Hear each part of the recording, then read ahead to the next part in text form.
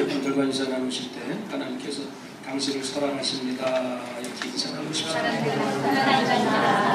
우리 부석실에 예배하는 그곳에 여러분을 하나님께서 사랑하시며 또 영어 통역 예배실에 함께하는 그 자리 하나님이 여러분들을 사랑하시고 축복하십니다. 오늘 주시는 하나님 말씀 신약성경 누가복음 1장 26절에서 38절까지의 말씀이 되겠습니다. 누가복음 1장 26절부터 38절까지 말씀 같이 한번 한 목소리로 읽겠습니다.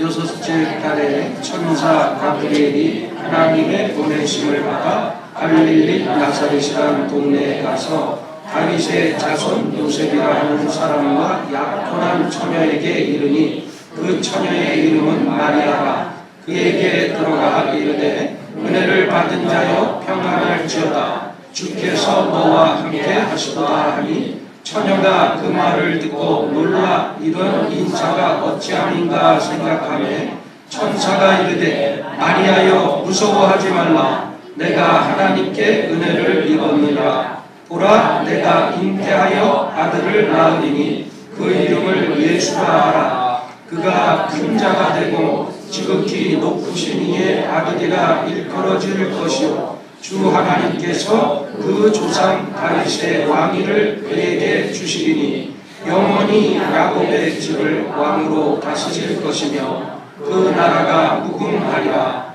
마리아가 천사에게 말하되 나는 남자를 알지 못하니 어찌 이 일이 있으리까. 천사가 대답하여 이르되 성령이 내게 임하시고 지극히 높으신 이의 능력이 너를 덮으시리니 이러므로 나실 바 거룩한 이는 하나님의 아들이라 일컬어지리라. 보라 내 친족 엘리사벳도 늙어서 아들을 배었느니라. 본래 인질하지 못하고 알려진 이가 이미 6달이 되었나니 대저 하나님의 모든 말씀을 능하지 못하심이 없느니라.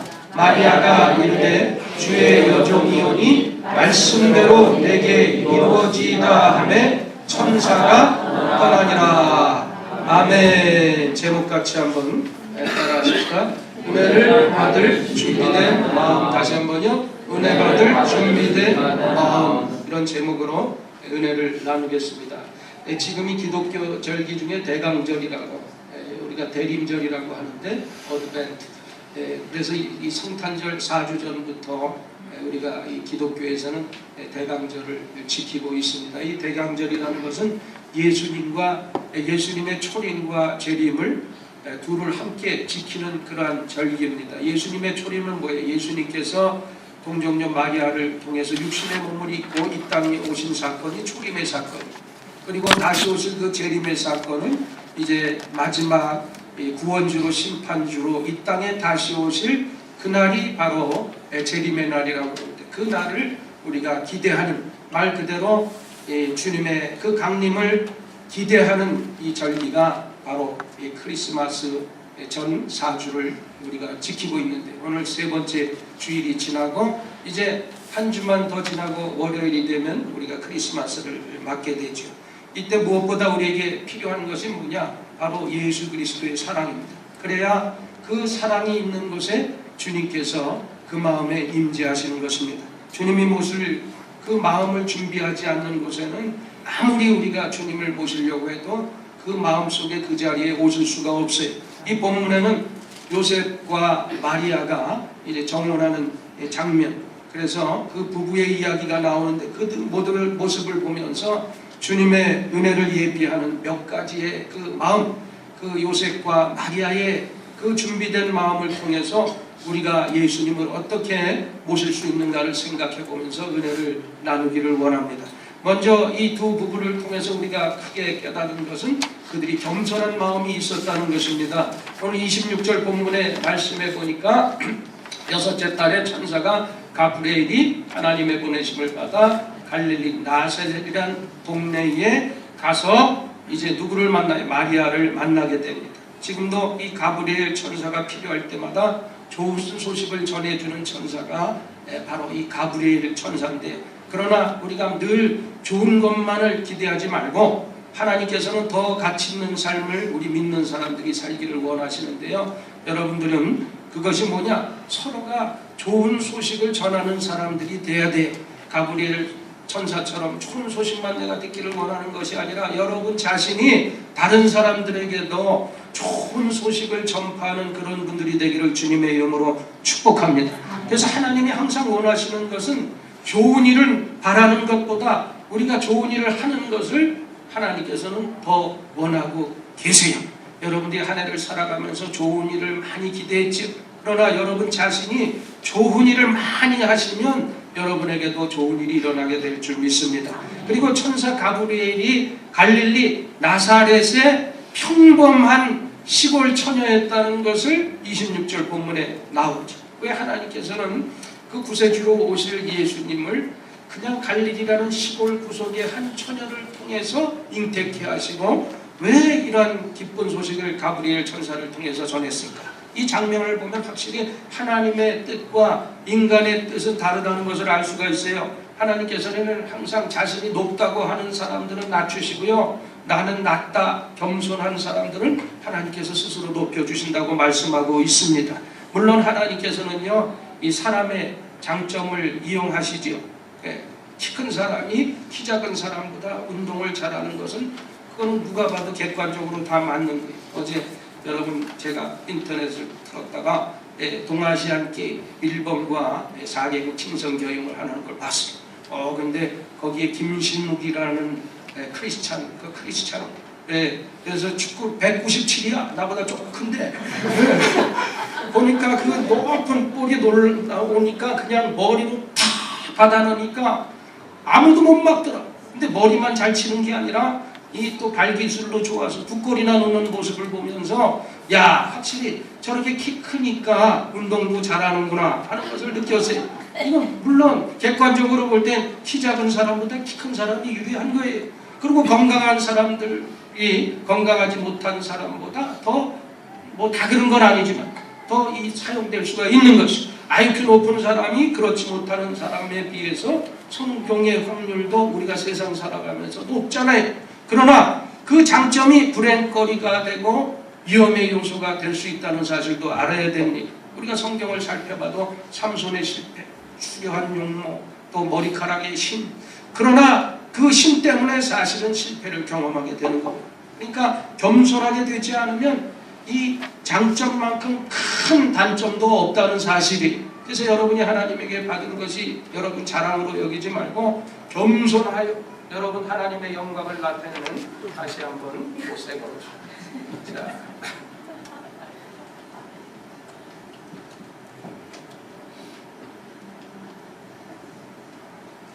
마이크가 빨리 좀 배터리가 빨리 닿아요. 이상하네. 네. 잘 들리세요? 네. 그래서 장점은 겸손할 때만 장점이지 때로는 엄청난 단점이 될 수 있다는 사실을 우리가 알고 있어야 되는 것입니다. 그러나 하나님은요, 고쳐 쓰는 즐거움을 아시는 분이 하나님이세요. 하나님의 관심은 오히려 사실은 약점에 있습니다. 그래서 겸손한 병든 사람을 고쳐서 건강하게 만드셔서 그분들을 사용하세요. 또 겸손한 지혜 없는 사람에게 지혜를 주셔서 그 사람을 또 사용하십니다. 또 겸손한 실패자를 재기시키셔서 하나님의 일에 동참하시는 분이 바로 하나님이신 것입니다. 그래서 우리는 어떠한 상황 가운데서도 겸손해야 돼요. 겉으로만 그냥 이렇게 겸손하는 거, 그거 겸손 아니에요. 또 여러분 또한 실력과 능력을 갖추는 일을 게을리하지 말아야 돼요. 자기 분야에서 실력을 쌓아야 돼요. 노력을 해야 돼요. 게으르면 안 돼요. 항상 진보하고 노력하고 땀 흘리는 그러한 애씀이 있어야 됩니다. 그리고 재력도 추구할 필요가 있어요. 여러분 초대 예루살렘 교회도 든든히 설 수 있었던 것은 이 바나바라는 사람이 재력이 큰 도움이 됐던 거 여러분 아십니까? 또 최초의 이방 신자였던 로마의 백부장 고넬, 당시에 권력을 가지고 있었고 재력도 있었고 그 모든 재력과 권력이 있었기 때문에 그가 교회를 도울 수가 있었던 거예요. 또 최초의 유럽의 신자라고 했던 루디아, 자주장사 아니었습니다. 큰 당시에 그 옷감 장사를 하면서 바울을 그냥 불신양면으로 도왔던 그런 사람이 있었기 때문에, 그래서 그들은 실력과 능력과 재력이 있었지만 중요한 점은 그 모든 사람들이 그러한 실력, 능력, 권력이 있었음에도 불구하고 하나같이 겸손했다는 점입니다. 그래서 결국 하나님과 교회를 위해서 큰 일을 하는 사람들은요, 남보다 높은 지위에 있고 소유가 많은 사람이 아니라 겸손하게 섬기는 사람을 하나님께서 사용하신다는 사실을 믿게 되시기를 바랍니다. 그러므로 이제는 실력 문제에 있어서는 여러분들이 항상 높은 골을 가지고 목표를 가지고 여러분들이 노력해야 되겠지만, 여러분의 태도의 문제에 있어서는 항상 겸손한 자세로 하나님과 모든 사람 앞에서 겸손한 삶을 살아가게 되기를 주님의 이름으로 축복합니다. 그곳에 하나님의 은혜가 임한 거예요. 그 다음에 두 번째, 이 요셉 마리아의 부부에게는 어떤 마음이 있어요? 용서하는 마음이 이 요셉에게 있었어요. 본문 27절 말씀을 보세요. 다윗의 자손 요셉이라 하는 사람과 약혼한 처녀에게 이르니 그 처녀의 이름은 마리아라다. 그래서 당시 유대인들은 먼저 약혼을 하고 또 정혼을 하고 결혼을 하는 이런 순서가 있었습니다. 우리 성경에는 지금 약혼으로 나와 있는데 거기는 to be married잖아요. 이미 결혼한 거예요. 정혼을 한 거예요. 그래서 정혼하면 이미 법적으로 결혼한 거랑 마찬가지입니다. 그런 상황에서 요셉이 정혼한 마리아와 자기와 관계도 하지 아니했는데 임신을 했다는 소식을 들었어요. 용서하기 쉽겠어요? 안 쉽겠어요? 나도 용서 못할 것 같아요. 그런데 보세요. 그런 어려운 상황에서도 요셉은 용서했기 때문에 주님의 성탄이라는 아름다운 결과를 가져오게 된 줄 믿습니다. 지금처럼 사실 한국은요, 부정의 유혹이 많은 그러한 한국의 시스템이야. 그래서 보면은 드라마고 뭐고 영화고 시스템이 다 그래. 그냥 죄송하지만 이런 거 하나씩 다 끼고 있다고 자랑하면서 다니. 통계에 의하면 그런데 이 교회를 잘 다니는 아내의 부정 확률은 보통 교회를 다니지 않는 아내에 비해서 부정의 확률이 10분의 1도 안 된다. 당연한 소리 아니겠어요? 네. 그런데 이 부정이 많은 시대에 까닭없이 의심하는 경우들이 많아요. 그래서 요즘에 불신의 시대, 부부가 못 믿으니까 남편이 주로 돋보기를 가지고 옷을 살펴보고 주머니를 막 뒤져보고 냄새를 맡아보고, 이 얼마나 안타까운 경우입니까? 여러분, 우리가 얼마나 그 삶이 힘든 가정의 삶이 되겠어요?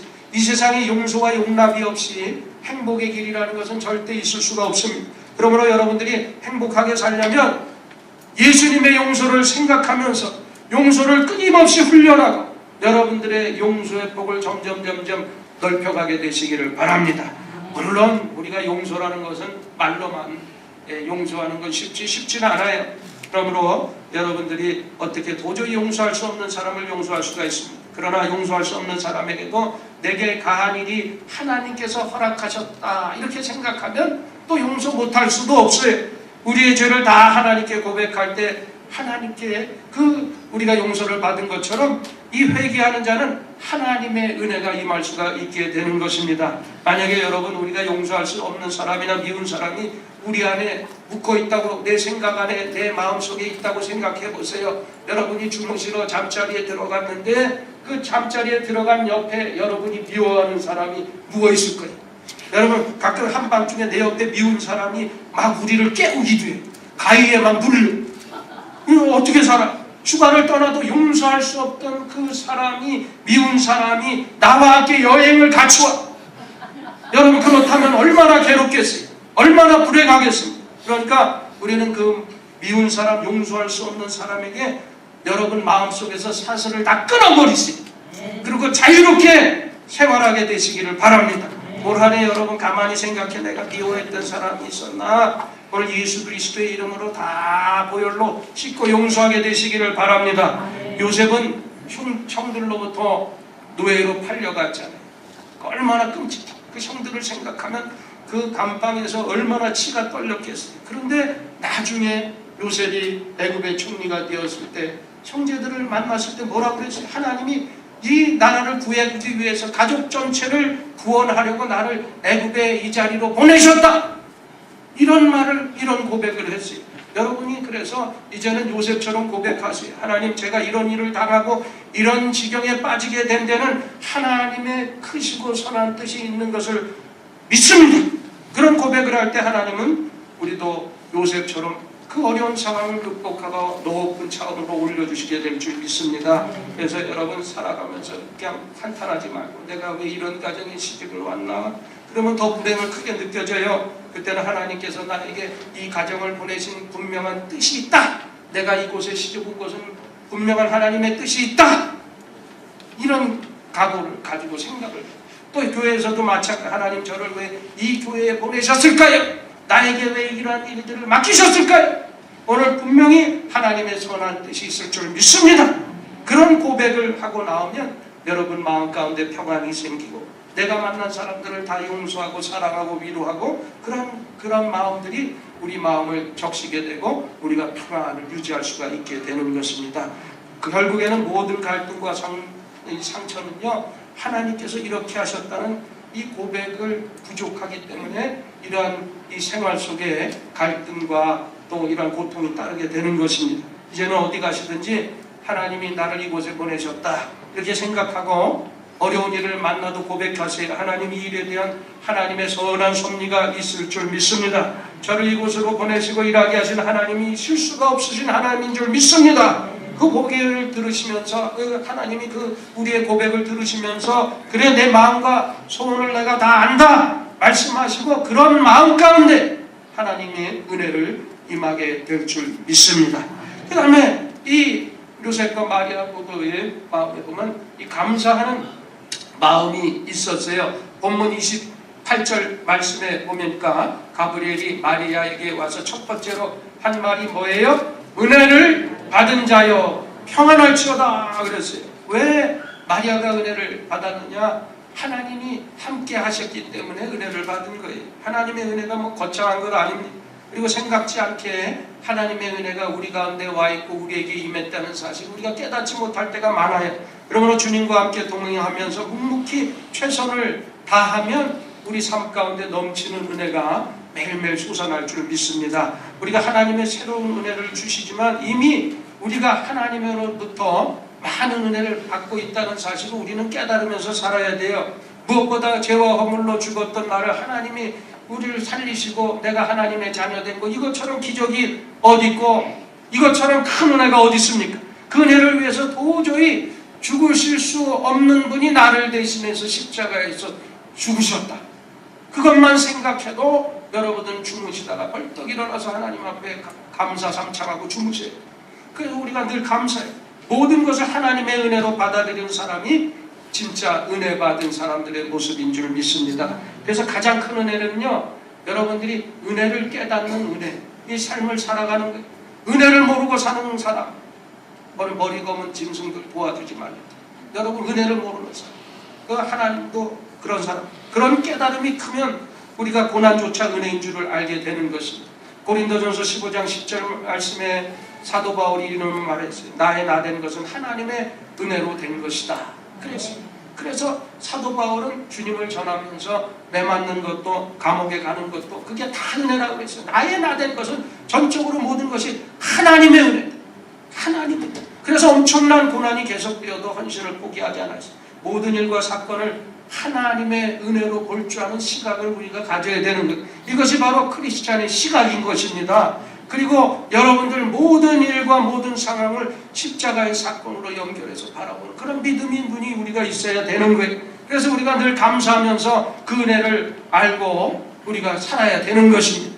여기 중국분은 안 계시네. 한국 가셔서. 네, 중국 가정을 보면 대개 남자들이 음식을 만든다고 그러더라고요. 같이 직장에 갔다 와도 여자는 가만히 있고 지금은 그런지 몰라. 내가 중국 사람 가정에 물어보고 그래서 중국 남자들은 같이 맞벌이를 해도요. 남자들이 오면 남자들이 주방에 가서 음식을 하고 여자들은 애들하고 안방에서 밥 차려 먹고 남자들이 밥도 차리고 설거지도 하고 다 한대.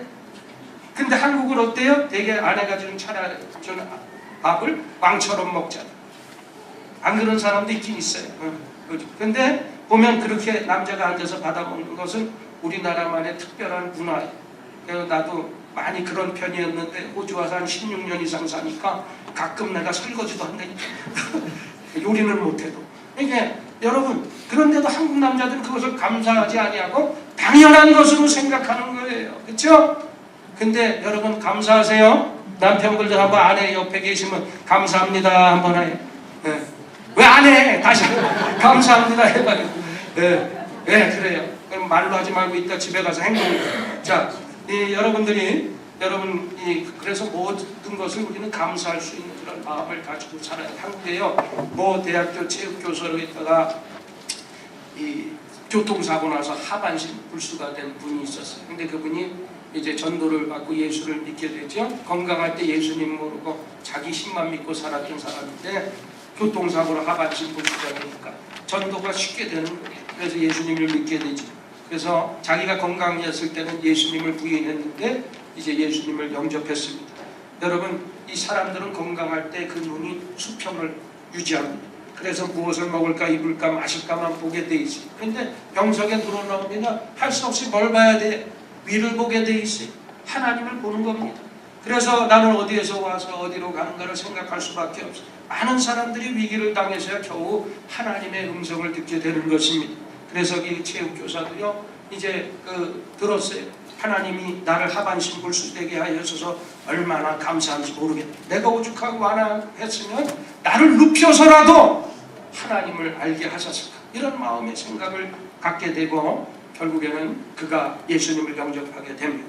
그리고 이제는 내가 정말 이 하반신 불수거 휠체어를 타고 다니지만 주님의 영광을 위해서 뭘 할 수가 있을까 생각하고 장애자의 재활원 그 활동에 헌신하기를 시작합니다. 그래서 장애자들을 붙들고 하나님을 살아계시다고 전파하고 다니고 하나님은 당신을 사랑합니다. 그것도 어필이 되는 것이 자기도 장애자니까 하반신 불수니까 그 사람이 하나님을 말씀을 전하고 예수님을 전하니까 그들을 격려해 주니까 그들이 믿는 거예요. 여러분, 마냥 정상적인 시체를 가진 채로 그렇게 살았다면 장애자들에게 큰 힘이 되지 못했을 것입니다. 그래서 그분은 고통을 몸소 체험한 자로서 장애자들을 돌보는 일을 하면서 너무 기쁘고 진지하게 내가 다쳐서 오히려 기쁨을 가지고 하나님 앞에 헌신할 수 있다는 게 너무너무 감사하다고 이런 간증을 했어요. 하나님이 자기 안에 있으니까 바로 하반신 불수도 문제가 되지 않았던 것입니다. 여러분, 인간적으로 볼 때는 체육하는 교수가 하반신을 못 쓴다는 것은 사실 막말로 세상말로 자살해야 되는 그런 현상이에요. 그럼에도 불구하고 그 사람의 얼굴이 예수님을 만나니까 항상 밝고 미소를 잃지 아니하고 복음을 전하고 예수님을 증거하는 그러한 큰 일들을 감당할 수 있게 해주신 것. 이것이 바로 하나님의 은혜인 줄 믿습니다. 은혜로 안 보니까 깨달음도 없고 감사도 없는 거죠. 여러분, 감사하면서 사세요. 하나에서 열까지 다 감사일이에요. 여러분, 무엇이 지혜입니까? 은혜를 은혜로 알고 은혜를 은혜로 받고 감사하는 것이 바로 지혜인 줄 믿습니다. 그런 감사하는 마음에 바로 주님께서 임재한다는 거예요. 바로 요셉과 마리아는 그런 감사하는 마음이 있었기 때문에 그곳에 바로 구세주가 임재하신 줄 믿습니다. 그 다음에 이 요셉 마리아 부부의 마음엔 헌신하는 마음이 있었던 거예요. 여러분, 잉태한 꿈이 출산되려면 항상 이 상고에 진통이 있어야 되는 것입니다. 이 세상에 고통의 과정 없는 성취는 절대로 없어요. 사실 천사가 전해주는 마리아 잉태 소식은요, 충격적이잖아요. 처녀 임신은 사실 뭐 지금도 떳떳한 건 아니잖아. 요즘엔 뭐 혼술에나 그러면서 미리 임신해 갖고 들어오는데 그건 사실은 자랑거리가 그렇게 되지를 못해요. 근데 당시 예수님 당시에는 어때요? 이건 돌에 맞아 죽어도 말 못하는 그런 수치스러운 일이었습니다. 여러분, 그래서 본문 34절 말씀에 보면 마리아가 뭐라고 그래요? 저는 남자를 알지 못하는데 어찌 이런 일이 있습니까? 그때 천사가 뭐라고 그래요? 성령의 역사로 이루어지고 그렇게 해서 낳은 분은 하나님의 아들이라고 일컬음을 받을 것이라고 말씀하고 있습니다. 그 얘기를 듣고 마리아가 뭐라고 그래요? 본문 38절에 이렇게 얘기합니다. 자, 주의 여종 이온이 말씀대로 내게 이루어지이다. 그렇게 말했어요. 맞아 죽을 각오를 했고 평생 비난을 받으면서 살 각오를 하면서도 천사가 그렇게 얘기를 하니까 내가 말씀대로 내게 이루어지도록 그렇게 하겠습니다. 이렇게 얘기를 했어요. 여러분, 이 세상에 희생이 없는 은혜는 없습니다. 희생이 없는 은혜는 우리가 흔히 값싼 은혜라고 얘기합니다. 여러분들이 헌신을 회피하면 그 은혜가 싸구려 은혜가 되지만 여러분들이 희생하고 헌신하면 그 은혜가 사실은 진짜 은혜가 되는 것이므라. 그래서 여러분 항상 본문의 마리아처럼 저는 주님의 종입니다. 주께서 원하시는 대로 기꺼이 따르겠습니다. 이 모든 말씀이 말씀대로 그대로 이루어질 것을 믿습니다. 이런 겸손하고 비장한 준비된 모습으로 주님 앞에 헌신하는 저와 여러분이 되어야 될 줄 믿습니다. 그렇게 고난이 예상되어도 말씀 앞에 자기 생명과 운명을 바칠 때 하나님께서 상상할 수 없는 큰 은혜를 주시고 상상할 수 없는 큰 축복을 마리아를 통해서 행하신 거예요. 여러분 그리스도의 삶은 하나님께 이 헌신된 삶이라고 말할 수가 있어요. 바울이라는 사람은 다메섹 도상에서 예수님을 만나고 그 만남과 동시에 헌신을 했어요. 그런가 하면 어떤 분은 예수 그리스도를 구주로 믿는다고 하면서도 상당한 기간이 지나서야 주 앞에 헌신하는 분이 있는가. 또 어떤 분은 그리스도를 구주로 시인을 한다면서 주님께 헌신되지 못한 삶을 살다가 일생을 마감하는 사람도 저는 목회하면서 봤습니다. 우리가 예수 그리스도를 구주로 믿고 구원받을 때 그것을 굳세게 세우기 위해서 필요한 것이 있는데 그것이 다른 것이 아니라 주 앞에 나와서 헌신하는 거예요. 내가 그리스도인이 된 것이 뭐 기독교의 큰 영광인 양 이렇게 생각하면 잘못된 착각이에요. 내가 뭐 기독교의 큰 기여라도 한 것이 여러분이 믿는 것이 그렇게 생각하면 안 돼. 복음의 참된 의미를 깨닫게 되면 나의 구원이 하나님의 은혜임을 깨닫게 되는 것입니다. 따라서 모든 것이 하나님의 긍휼이고 하나님의 은혜로 감사하게 되는 거예요. 그러므로 우리는 주님 발 앞에 모든 것을 내려놓고 헌신할 수밖에 없는 거예요.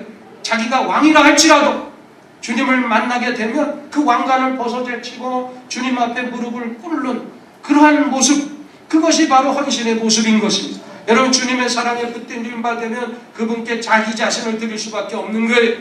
그러므로 우리가 그리스도의 사랑을 경험하지 않고 그리스도의 사랑에 감동되지 아니하고 우리가 절대로 말로 우리가 헌신할 수가 없는 거예요. 여러분 주님의 그 사랑에 감동되고 감화되게 되기를 주님의 이름으로 축복합니다.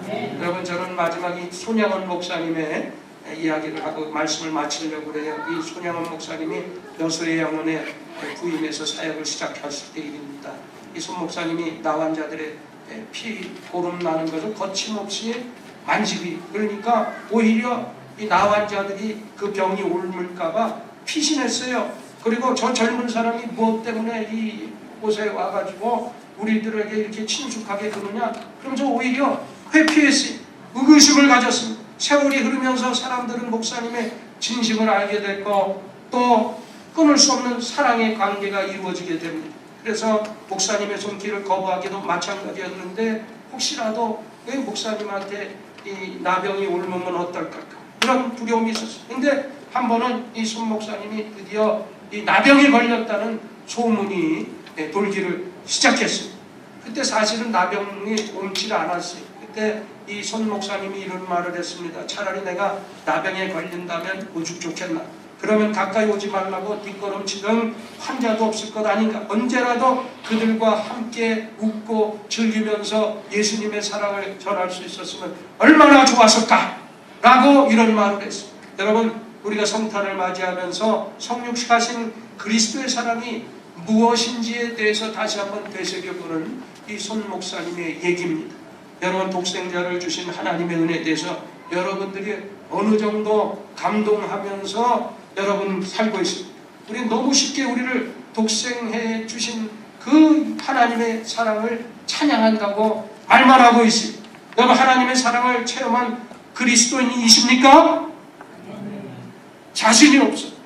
다시 한번 여러분들 하나님의 사랑을 체험한 그리스도인들이십니까? 이제는 우리가요 말과 혀로만 사랑하지 그런 사랑이 아닌 정말 하나님이 받으실 만한 나의 모든 것을 헌신할 수 있는 그런 헌신자들이 되기를 주님의 이름으로 축복합니다. 오늘 여러분은 예수님을 위해서 무엇을 해드릴까요? 복음이 뭡니까? 예수님을 영접할 때 예수님이 가지신 것을 내가 다 얻을 수가 있는 게 복음이에요. 그것이 요한일서 5장 12절에 이런 말씀이 있죠. 아들이 있는 자에게는 생명이 있고 아들의 없는 자에게는 생명이 없다. 아들을 가진 사람은 영생을 비롯해서 모든 것을 가질 수가 있다. 이것이 바로 복음이에요. 그래서 우리가 주님을 얻고 주님의 마음을 얻기 위해서라면 어떠한 헌신도 마다하지 않기를 바랍니다. 여러분, 이 마리아는 경험한 때는 바로 인생의 황금기였어요. 가장 아리따고 가장 아름다운 인생의 뭐라고 그럴까, 꽃피는 절정의 시기에 자기가 하나님을 위해서 그 모든 것을 바치려고 했어요. 결국 그 헌신의 열매를 맺어서 하나님의 뜻이 이루어지고 또 본인 자신도 큰 은혜를 받았습니다. 여러분, 하나님 지금도 마리아와 같이 순종하고 헌신하는 사람을 찾고 계신다는 사실이에요. 이 세상에서 주님의 뜻대로 헌신하며 사는 사람만큼 큰 축복은 없습니다. 여러분, 항상 요셉의 용서, 마리아의 헌신을 다시 한번 회복해서 하나님이 예비하신 큰 은혜를 다 누리며 살아가게 되기를 주님의 이름으로 간절히 축원을 드립니다. 우리 말씀 생각하면서 합심해서 기도하십시다.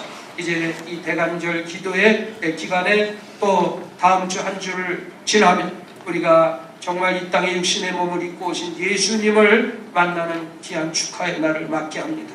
이 대간절에 다시 한번 성육하신 예수님의 그 깊은 사랑의 의미를 깨닫고 우리가 마리아처럼 요셉처럼 우리가 감사하는 마음으로, 용서하는 마음으로, 우리가 헌신하는 마음으로 주님을 더 섬기게 하여 주옵소서. 말씀 생각하면서 우리 주여 삼창하고 기도합니다. 주여, 주여, 주여.